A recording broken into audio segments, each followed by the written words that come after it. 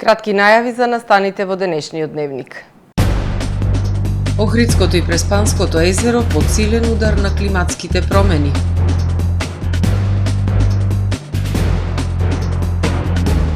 Уреден нов алпинистички локалитет на Галичица.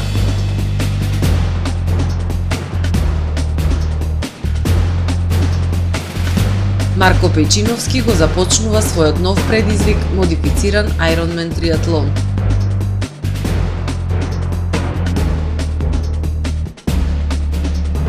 Ке се подобрува инфраструктурата на градски гробишта Охрид.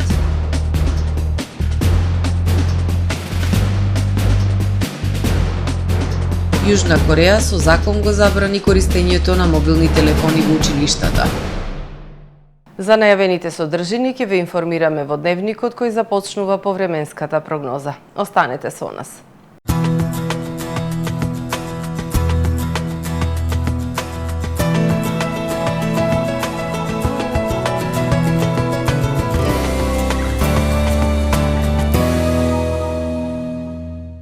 Денес во Охрид по студеното утро во текот на денот имавме сончево, ветровито и топло време со максимални 29 степени Целзиусови.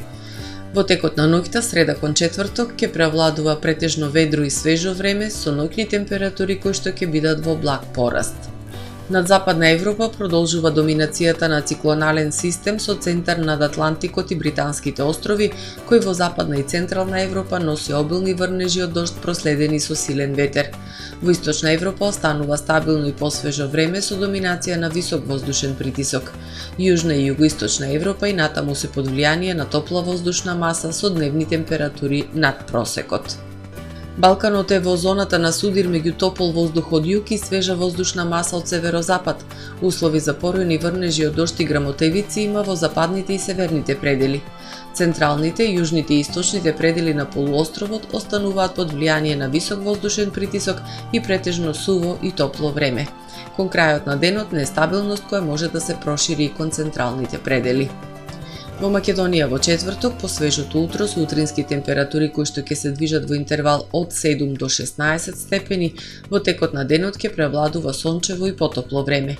Ќе дува слаб југоисточен и југозападен ветер. Максималните дневни температури ќе бидат во благ пораст и ќе достигнат од 25 до 36 степени. УВ индексот ќе има вредност 8. Во Охрид во четврток, по свежото утро и температура од 13 степени, во текот на денот ќе биде сончево и топло, ќе дува слаб ветер. Максималната дневна температура ќе достигне до 29 степени. Во Охрид во петок, по свежото утро и температура од 15 степени, во текот на денот сончево и топло време со максимални 30 степени. Во сабота претежно сончево време со локална облачност, а попладне зголемување на облачноста, која што во вечерните часови ќе услови нестабилно време со врнежи од дожд. Утринската температура од 16 степени, додека пак дневната ќе достигне до 29 степени. Во недела во утринските часови врнежите од дожд ќе престанат и во текот на денот ќе преовладува умерено облачно време со сончеви периоди и максимални 23 степени Целзиусови.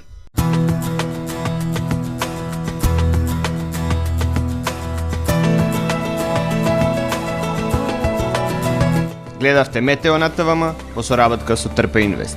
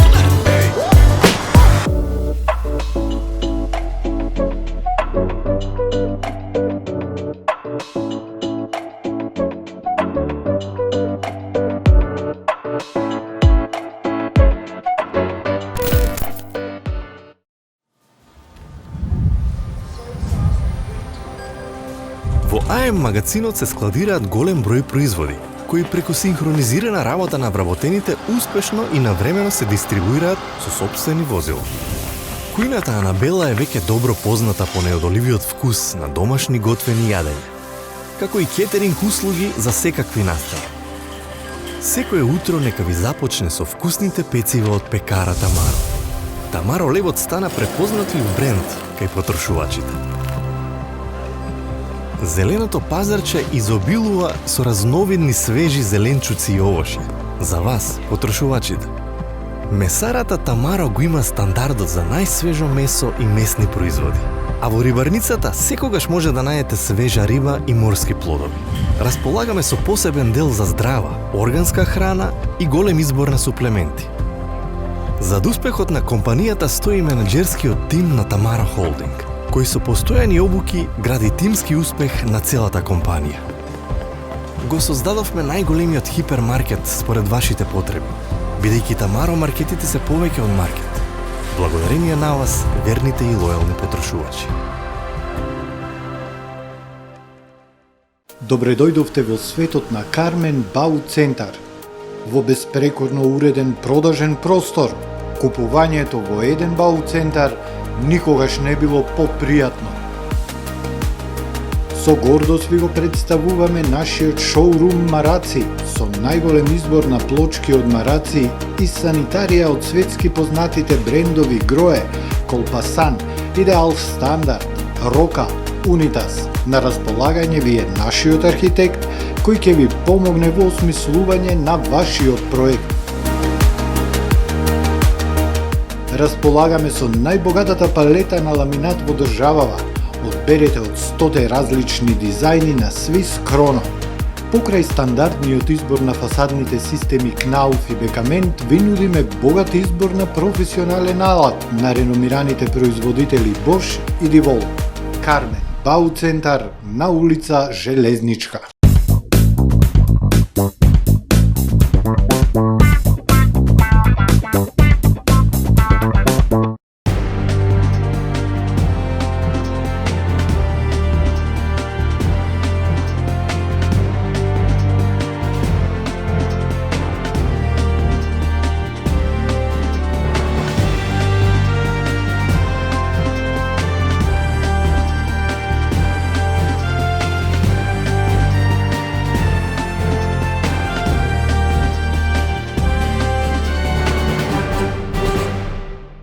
Добар ден, прво издание на Дневникот на ТВМ. Најстарото и најзначајно езеро во Европа, Охридското езеро, денес се соочува со низа предизвици и закани. Загадување, урбанизација, климатски промени, производство на електрична енергија. Лоша е состојбата и од другата страна на Галичица. Преспа е во сериозна еколошка катастрофа.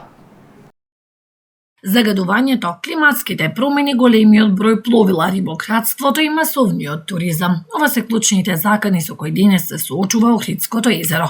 Водениот басен се загадува и со фекалии, и со хемикалии, а со тоа се уништуваат ендемичните видови. Еден од главните предизвици е искористувањето на езерото за производство на електрична енергија, со што се предизвикуваат неприродни флуктуации. Охридското езеро служи како акумулационо неприродно езеро. Според кои меѓународни норми некои си политичари од Македонија и од Албанија подпишале договор Охридското езеро да се користи како акумулационо. Значи, акумулационо значи вештачко езеро. Апсолутно тој договор треба да се поништи, бидејќи е надвор од меѓународните норми. И плюс ова езеро е под посебна заштита. Алармантна е состојбата и од другата страна на Галичица. Со години опаѓа водостојот на Преспанското езеро. Експертите велат, езерото исчезнува, а Преспа се соочува со сериозна еколошка катастрофа.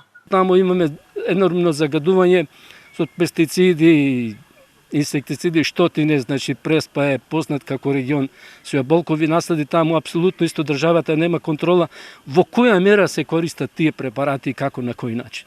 И апел до премиерот, апсолутно заедно со министерот за екологија да свика една отворена дебата со експерти и граѓани од Охрид, значи недозволиво е што се случува. Последниве години и двете езера се под силен удар на климатските промени. Експертите велат потребна е итна мобилизација и итни мерки за спас на двете природни езера. Потребен е одржлив туризам и рационално искористување на водните ресурси. Охрид доби нов алпинистички локалитет кој создава нови можности за развој на алпинизмот и спортското качување и за збогатување на туристичката понуда. Алпинистичкиот клуб Патагонија Охрид во соработка со Македонската алпинистичка федерација и Национален парк Галичица со поддршка од Фондот за природа Преспа Охрид и Општина Охрид уредија алпинистички локалитет на Галичица на 1600 метри надморска височина.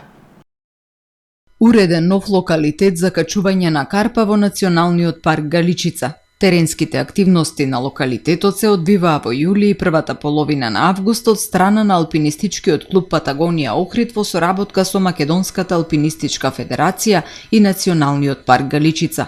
Локалитетот е сместен над познатото излетничко место Корита на надморска височина од 1600 метри во Стара Букова шума.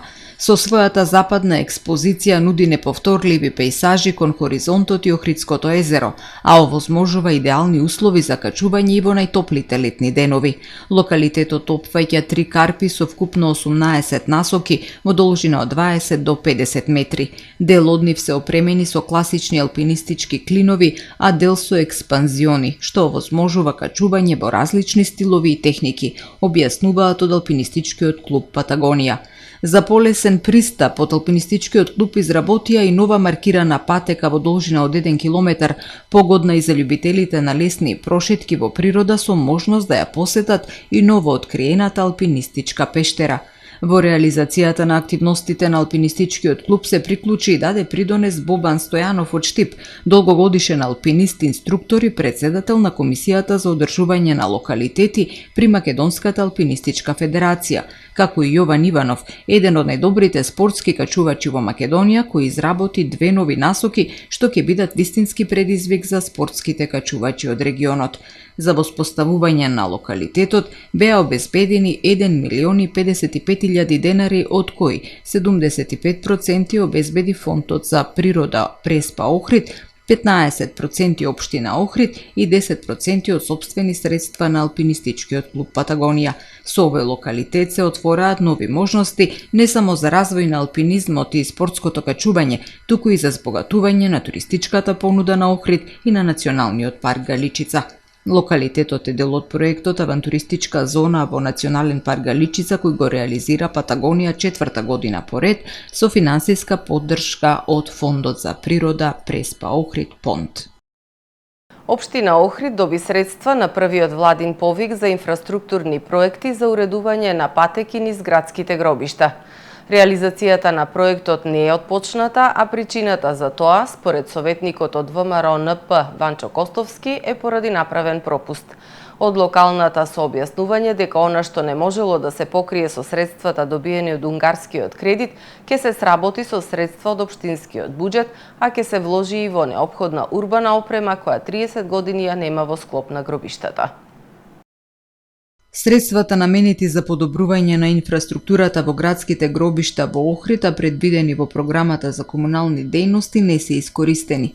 Локалната самоуправа аплицираше на првиот владин повик за инфраструктурни проекти финансирани со унгарскиот кредит и беа одобрени средства за асфалтирање на улици во склоп на градските гробишта. За причините зошто не е отпочнато со работите на терен стана збор на последната седница на Совет, а дискусијата ја покрена советникот од ВМРО НП Ванчо Костовски. Од она што на комисија праша, иако многу поретко се одржуваат комисиите, меѓутоа дека проектот за градски гробишта не е реализиран затоа што веќе тоа беше за асфалтирање на уличките низ градските гробишта. Меѓутоа не е реализиран проект затоа што после тоа се увидело дека треба се направи и одвод на канализација, бидејќи стварно градските гробишта немаат одвод и при посилен дожд пливаат, така да кажем, се створаат мали езерца. Па во наредниот период општината ќе определи проект, мислам дека се правило и дека ќе определи средства за прво да се направи одвоз, што е нормално. Меѓутоа, кога се поднесуваше проектот до владата на Република Македонија, имаше доволно време да се увиди дека не може само да се асфалтира, бидејќи ова е видлив проблем со одводот на дождовната вода, која што ја нема во ова јавно предпријатие и требаше во проектот да се вметни од почеток и ова. И одводот и асфалтирањето, така што парите кои што сега треба да ги дава општината ќе ги земевне од владата. Тони Ивановски од секторот за комунални дејности информира дека е избрана фирма за изведба на работите, односно за изведба и асфалтирање на патеки низ гробиштата. Исплатен е и авансот согласно склучениот договор помеѓу општината и Министерството за транспорт и врски.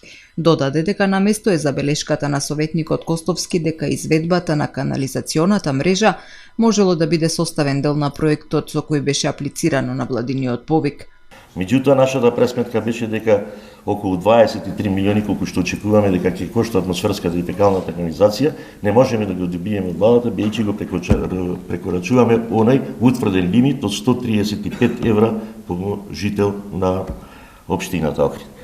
Инаку проектот е завршен, е во фаза на добивање на одобрение, износот ви го кажав, кошта околу 23 милиони, со тие 23 милиони покрај фекална канализација за објектот кој што е од 81 година до денеска не располага со таква канализација, предвидена и атмосферска канализација за собирање на дождовните води на целата површина. Во овие 23 милиони отплатени се и урбана опрема, односно поставување на тоалети. Мораме да кажеме дека градски гробишта и 30 години нема ни тоалети, освен тие што се наоѓаат во градскиот ресторан, односно во ресторанот на гробиштата и во капелата.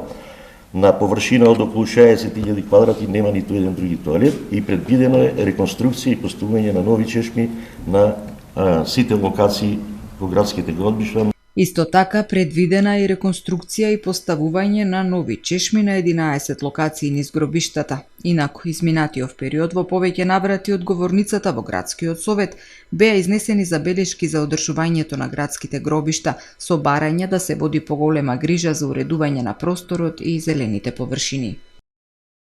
Од понеделник, 1 септември, пултот за зајмување во Националната установа библиотека Григор Прличев во Охрид го враќа стандардното работно време. Од 1 септември, Националната установа библиотека Григор Прличев во Охрид го враќа стандардното работно време за изнајмување книги. Секој работен ден, од понеделник до петок, библиотеката ќе биде отворена за читателите во времето од 8:30 до 18:30 часот.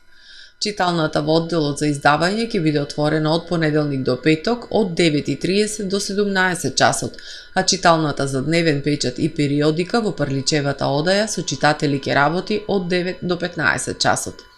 Читалните ќе можат да ги користат само членовите на библиотеката, информираат од установата. Висината на годишната членарина и понатаму е непроменита. За ученици чини 200 денари, а за возрастни лица 300 денари. Прличевата одаја во слободни термини со одреден надомест можат да ја користат како место за одржување на настани, здруженија од невладиниот сектор и други институции, информираат од Охридската библиотека. Марко Пејчиновски вечерва го започнува предизвикот модифициран Ironman триатлон. По месеци напорни тренинзи, по многу падови, повреди и искушенија, Марко Пејчиновски вечерва го започнува предизвикот модифициран Ironman триатлон. Со почеток од Светинаум ќе трчам до Струга. Потоа, со велосипед ќе се вратам назад до Светинаум. И за крај, ќе пливам до Охридското пристаниште за вкупна должина од 107 км. Марко вели, целта зошто го прави ова е потрага по желба за живот. Пред една година бев загубен по патот на животот, исто како и многу други. Сакам да ги инспирирам и да им покажам дека има подобро утре, дека со вера во Бога и упорност ќе успеете. Марко упати благодарност кон сите кои безрезервно го поддржуваат. Му посакуваме на Марко успешно да го заврши и овој предизвик. Почитувани гледачи, го завршуваме првиот дневник на ТВМ. Ви благодарам за вниманието со кое не следевте. Пријатно!